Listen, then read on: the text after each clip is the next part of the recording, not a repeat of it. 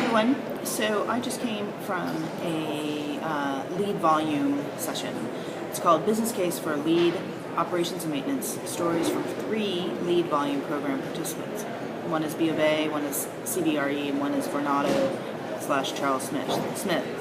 So the B of A participant, they've been seeking LEED since 2005. They have over 100 million square feet of all different kinds of buildings, including data centers, retail branches, etc. They have some pretty significant operation sustainability goals. 20% of LEED certified space of their whole portfolio by 2015. They are currently at 16%. They have kind of put a lot of money towards this and, creating sustainable business opportunities as well. So she was the speaker was Jessica Halverson, and she was talking about how their existing building operations and maintenance complements their new construction.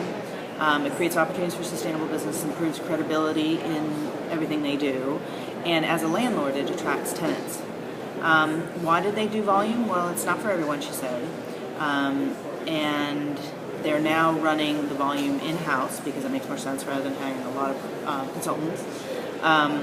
Always need to have an ongoing conversation with USGC and GBCI. They have now learned that having staff capacity before they start the process is really important. But they have saved on registration costs.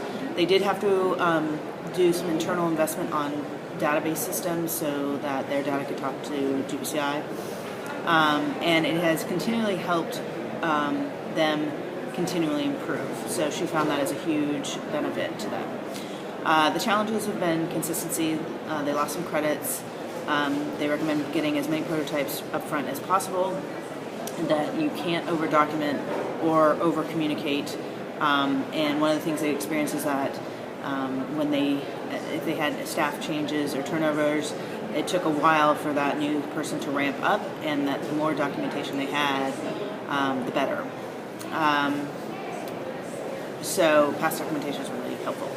Now the CBRE speaker was interesting because CBRE doesn't own any buildings, but they have a huge portfolio.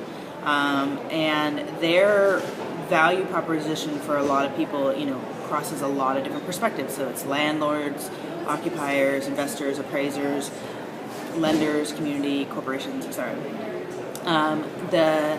They said that the discussion has gone way beyond return on investment. It's now about remaining competitive and comparing yourself to others. They have seen increased rental rates and sales. There's some interesting dynamics happening now that more properties that have been LEED certified are beginning to trade, basically being moved through the market, being sold and bought. Some buyers are saying if they buy a non-LEED building, they actually discount their bid offer by how much it will cost them to bring the building up to LEED certification. So I thought that was kind of interesting dynamic that's happening out in the marketplace. And then the other flip side is that if you're selling a LEED property, you should not charge more because it's LEED. It's just, he said it's a standard now. So I thought that was interesting, and I think it's probably partly the economy that's making that happen. The other interesting point he said is that it's LEED certified buildings are attracting high credit tenants, which is obviously less headache and good for the landlords. They have 160 LEED E-Bomb certified buildings. The key is consistency. The driving outcomes are standardized sustainability operations, enhanced return on investment, optimized marketing strategy, reduced barriers to green engagement, expand educational opportunities, and influence client awareness and expectations. And they do that through webinars and stuff like that. The third speaker, Jonathan Gritz from Vornado Realty Trust, is the second largest REIT, which is a real estate investment trust. And they have over 30 million square feet LEED certified, heavy in New York, heavy in Washington, D.C. Huge, large portfolio, large impact. And he was talking about there's a magnification effect when you have a large portfolio. So he threw out this example of how they did 30 LEED E-bomb buildings on a campus, and because they had kind of control of all of those buildings, they had this 1 week long e-waste recycling event on campus, and they were able to get 17,000 pounds of e-waste. So it magnifies his point.